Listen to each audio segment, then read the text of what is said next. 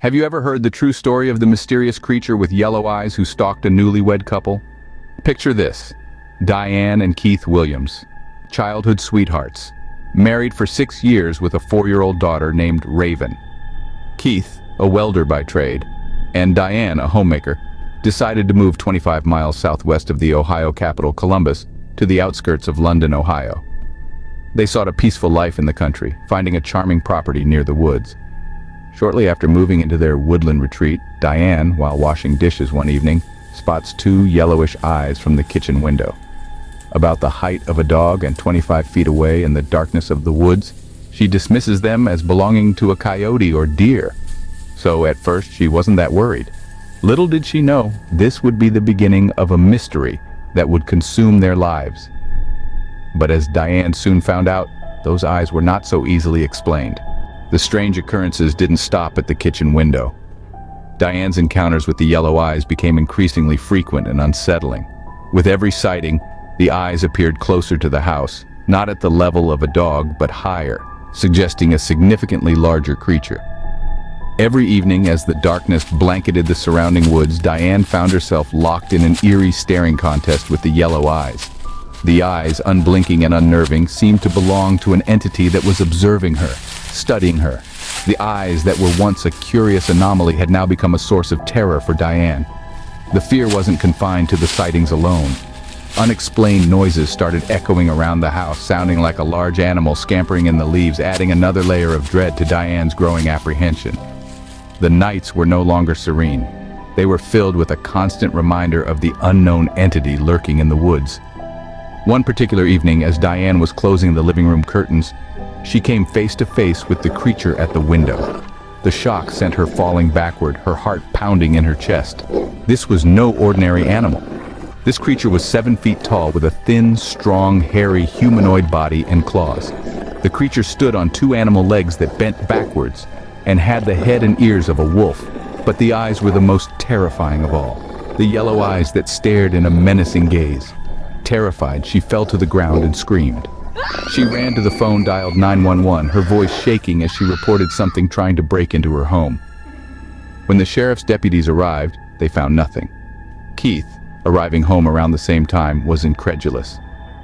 Diane was left terrified, and yet there was no evidence of the creature she described. It wasn't until one snowy December morning that Keith got his first taste of the mystery. The first significant snowfall of the season had arrived, and Keith, eager to surprise his family with a warming breakfast treat, decided to make an early run for donuts. As he started his car, nestled under the carport attached to the garage, he glanced into the rearview mirror, and there they were, 2 yellow eyes, glowing ominously in the early morning darkness. Startled, Keith jumped out of the car, his heart pounding in his chest.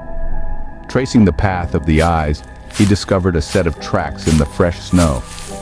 They led from the back of his car, around the side of his house, and up onto the front porch roof, before disappearing over the second-story roof. The reality of Diane's earlier encounters sank in, and Keith felt a cold shiver run down his spine. As an experienced welder, Keith was no stranger to dealing with unexpected situations. But this was something entirely different. This was a mystery that needed to be solved. He quickly dialed his friend, Dennis, an avid hunter and a man known for his calm in the face of the unknown. He needed someone who could help him make sense of what was happening. Dennis arrived shortly after, his brow furrowed as he listened to Keith's account of the morning's strange events. Together, they inspected the tracks. Dennis, with his keen hunter's eye, confirmed what Keith had feared. These were no ordinary animal tracks. They were unlike anything Dennis had ever seen. The realization that they were dealing with something beyond their understanding was chilling. As they stood on the front porch, the silence of the snowy morning was broken by a sound that echoed from the woods. A low, menacing growl that sent a jolt of fear through their bodies. They looked at each other, a mutual understanding passing between them. This was not a prank. It was not a figment of their imagination. It was real. They turned their gaze towards the woods, and Keith's breath hitched in his throat. There, in the dense thicket of trees, were the yellow eyes. They stared back at him, unblinking and eerie, confirming the reality of the mystery that had been plaguing his family. The fear he had initially felt was now replaced by a determination to protect his family and uncover the truth. As Keith stared into the woods, he saw them for the first time. The yellow eyes. The mystery had just begun. In the wake of the chilling encounter, Keith and Dennis decided to follow the tracks. Armed with nothing more than their curiosity and a flashlight, they ventured into the snow-covered woods. The tracks led them to a dilapidated cabin nestled amongst the towering pine trees. The sight of the cabin sent a shiver down their spines, but they pressed on. They pounded on the door and yelled, but no one answered. The silence scared them even more, so they left. Their inquiries with the local residents revealed that the cabin belonged to an eccentric old man named George from Eastern Europe who worked at the town's tire station.